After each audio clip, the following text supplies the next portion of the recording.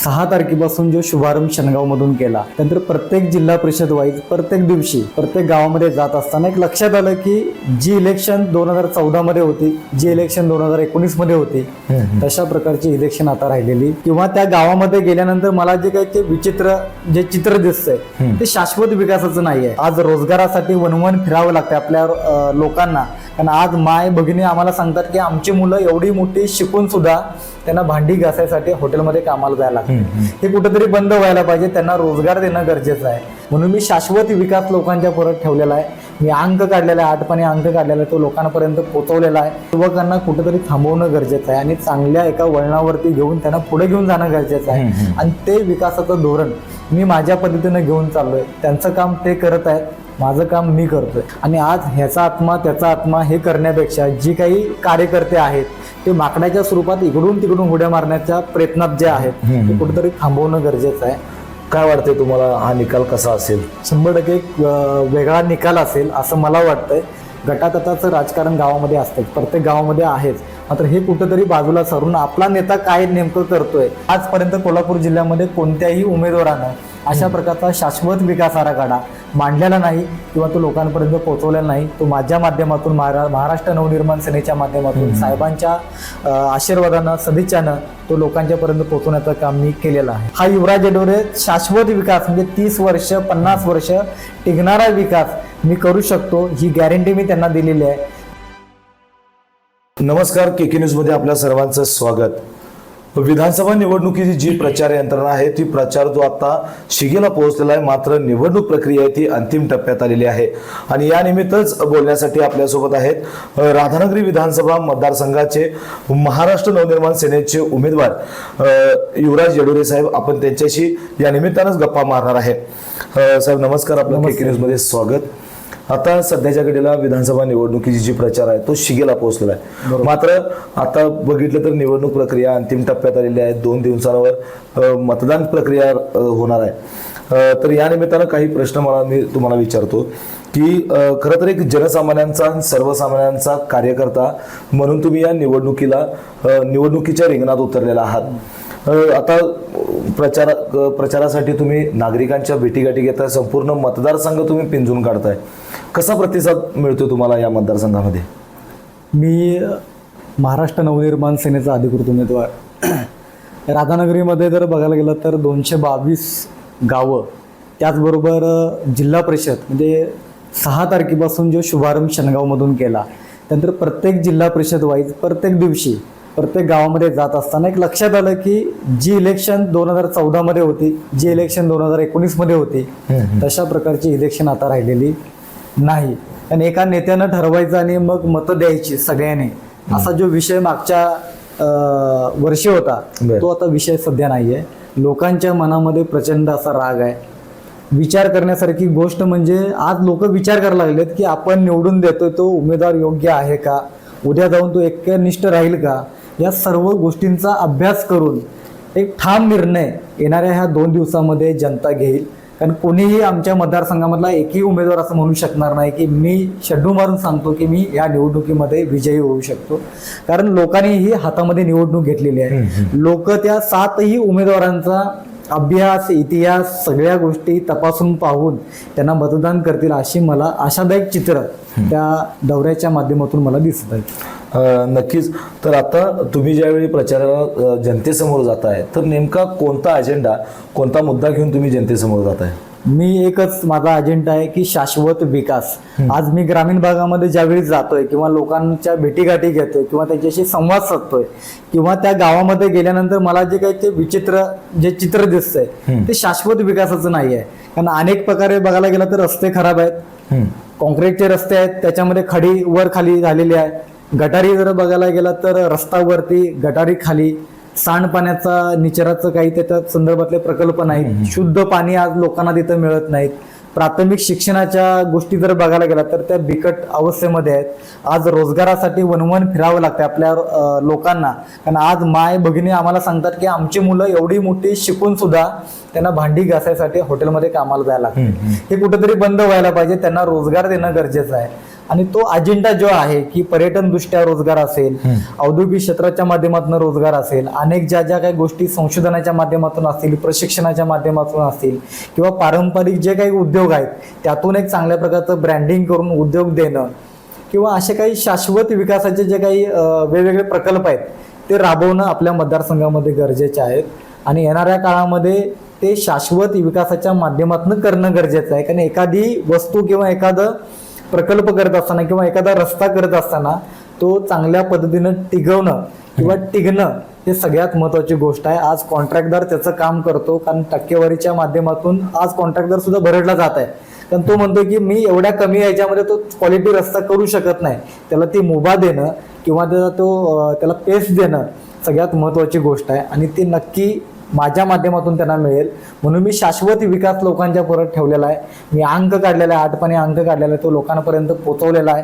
नक्की त्याचा जनता विचार करेल आणि त्या विकास आराखड्यानुसार जर आपण काम केलं तर येणाऱ्या 5 वर्षामध्ये हा युवराज येडोरे शाश्वत विकास म्हणजे 30 वर्ष 50 वर्ष टिकणारा विकास मी करू शकतो ही गॅरंटी मी त्यांना दिलेली आहे. आणि नक्की त्याचा विचार करतील आणि ते 20 तारखेला मतपेटीच्या रूपातनं मला ते सहकार्य करतील, आशीर्वाद देतील, अशा आशादायक चित्र आहे. नक्कीच. तुम्ही अनेक वर्षांपासून सामाजिक उपक्रम राबवण्याबरोबरच सर्वसामान्यांच्या प्रश्नांसाठी तुम्ही रस्त्यावर उतरून आंदोलने केलीत, अनेक सामाजिक उपक्रम राबवलेत आणि ज्या काही सर्वसामान्यांचे प्रश्न आहेत ते सोडवण्यासाठी तुम्ही प्राधान्य दिलेलं आहे. सध्या तुमच्या सोबतच 3 मातब्बर नेते या मतदारसंघामध्ये आता निवडणुकीच्या रिंगणात आहेत. काय वाटते तुम्हाला, काय परिस्थिती असेल आताची? परिस्थिती असं आहे की जे आता सध्याचे विद्यमान आमदार आहेत ज्यांनी 2014ला शिवसेनेतून इलेक्शन लढल्यानंतर माजी आमदारांनी त्याच्यावरती शिवसेनेवरती टीकास्त्र सोडलं होतं किंवा टीका केली होती शिवसेनेवरती. त्यावेळचे निष्ठावंत शिवसैनिक आणि आताचे सुद्धा निष्ठावंत शिवसैनिक आज त्यांच्या पाठीशी आहेत. नक्की का पाठीशी आहेत किंवा कोणता त्यांच्यावरती दबाव आहे हे मला माहिती नाही. मात्र आज त्यावेळी 2014ला ज्या उमेदवारांना आपल्या सेनेवरती टीका केली आणि त्याच उमेदवाराच्या उमेदवाराच्या पाठीमागे आपण कसं थांबायचं हा प्रश्न आजच्या शिवसैनिकाला आहे. नक्की ते राग व्यक्त करतील. कारण दोन्ही जर व्यक्ती बघायला गेला तर एकीकडे आपण म्हणतोय गद्दार, एकीकडे म्हणतोय आपण महागद्दार किंवा खोके म्हणतो, हे सगळं जनता म्हणत आहे. मी काही टीका त्यांच्यावरती केलेली नाही. मात्र आज दोन्हीकडे जर बघायला गेलं तर एकमेकावरती टीका चालू आहे. कोणत्याही प्रकारचं शाश्वत किंवा विकासासंदर्भातलं धोरण कोणीही कुठेही मांडत नाही. आणि कुठेतरी भांडणं लावायचे आज ग्रुपमध्ये जर बघायला गेलात, व्हॉट्सअप ग्रुपवरती बघायला गेलात तर खूप मोठ्या प्रकारे गाव लेवलचे जे शेजारी मित्र आहेत ते एकमेकाशी कुठेतरी भांडत आहेत. आणि ह्या युवकांना कुठेतरी थांबवणं गरजेचं आहे आणि चांगल्या एका वळणावरती घेऊन त्यांना पुढे घेऊन जाणं गरजेचं आहे. आणि ते विकासाचं धोरण मी माझ्या पद्धतीनं घेऊन चाललोय. त्यांचं काम ते करत आहेत, माझं काम मी करतोय. बरोबर. आता सध्याच्या घडीला जर पाहिलं तर आपल्या राधानगरी विधानसभा मतदारसंघामध्ये जवळपास 3 तालुक्यांचा समावेश होतोय. तर या 3 तालुक्यांचा समावेश येत असताना मतदारसंघामध्ये जो काही गटातटाचं राजकारण होतंय, अनेक गट या ठिकाणी सक्रिय आहेत.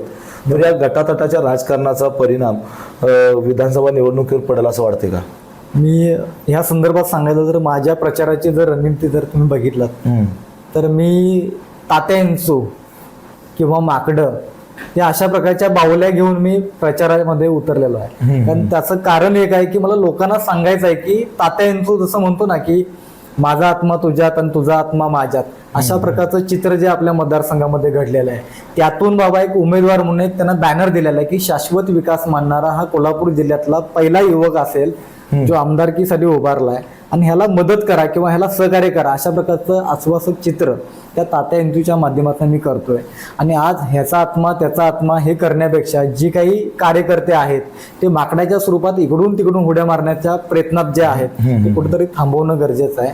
गटातटाचं राजकारण गावामध्ये असतं, प्रत्येक गावामध्ये आहेच. मात्र हे कुठंतरी बाजूला सरून आपला नेता काय नेमकं करतोय आणि कुठं चाललाय आणि कुठं उडी खातोय आणि उद्या त्याच ठिकाणी थांबणार आहे की अजून कुठं जाणार आहे निवडून आल्यानंतर, त्याचा गांभीर्यानं विचार गटातटाच्या राजकारण करणाऱ्या नेत्यांनी करावा. आपल्याला जर गावचा विकास करायचा असेल तर शाश्वत विकास करायचा असेल तर माझ्यासारख्या युवक अशा पाठीशी राहणं, कुठलाही गट तट न बघता राहणं काळाची गरज आहे. आणि त्यांना मी सगळ्यांनाच आव्हान करतोय की तुम्ही गटातटाचं राजकारण न करता माझा नेता अशा पद्धतीनं तिथं गेला म्हणून त्याच्या पाठीमागे जाऊ नका, की 7ही उमेदवारांचा एक चांगल्या प्रकारचा अभ्यास करा, योग्य अशा व्यक्तीला तुम्ही निवडून द्या, असं एक त्यांना माझं एक आव्हान आहे. येत्या 20 तारखेला मतदान होतंय, 23 तारखेला निकाल आहे.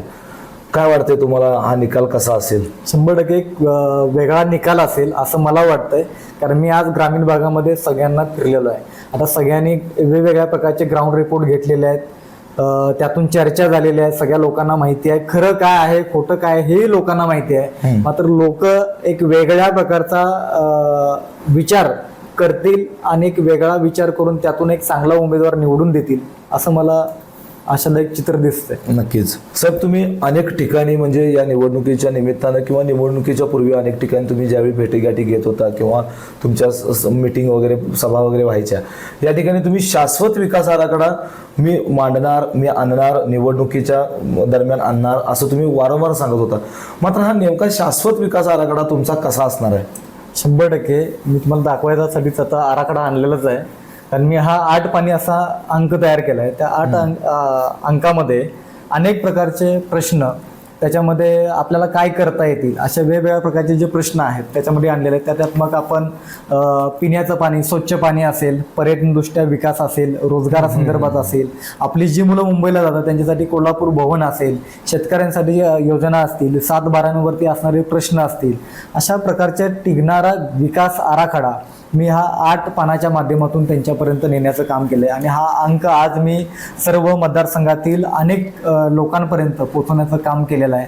आणि हा शाश्वत विकास आराखडा लोक वाचतील, याच्यावरती विचार करतील. कारण आजपर्यंत कोल्हापूर जिल्ह्यामध्ये कोणत्याही उमेदवारानं अशा प्रकारचा शाश्वत विकास आराखडा मांडलेला नाही किंवा तो लोकांपर्यंत पोहोचवलेला नाही. तो माझ्या माध्यमातून, महाराष्ट्र नवनिर्माण सेनेच्या माध्यमातून, साहेबांच्या आशीर्वादानं, सदिच्छानं तो लोकांच्यापर्यंत पोहोचवण्याचं काम मी केलेलं आहे. आणि काल आमचा मनसे पक्षाचा सुद्धा जाहीरनामा जाहीर झालेला आहे. तोही लोकांपर्यंत आम्ही व्हॉट्सअपच्या माध्यमातून काही प्रिंट काढून आपण ते लोकांच्यापर्यंत पोहोचवण्याचं काम करत आहे. तर आपण पाहिलं की एक शाश्वत विकासाचा आराखडा तयार घेऊनच आपले युवराज येडुरे साहेब जे आहेत ते राधानगरी विधानसभा मतदारसंघातील जनतेसमोर जात आहेत. आणि जनता आता देखील हुशार झालेली आहे. जनतेने जाणून घेतलं आहे की समाजाचा विकास झाला पाहिजे तर एक चांगला उमेदवार निवडणं गरजेचं आहे आणि तो जनता नक्कीच निवडेल असा आशावाद युवराज येडुरे साहेब यांनी आपल्याशी बोलताना व्यक्त केला आहे. साहेब, आपण आपला बहुमूल्य वेळ दिला याबद्दल आपले धन्यवाद आणि तुमच्या पुढील वाटचालीस शुभेच्छा. अशाच नवनवीन अपडेट पाहण्यासाठी आमच्या KK न्यूज चॅनेलला सबस्क्राईब करा.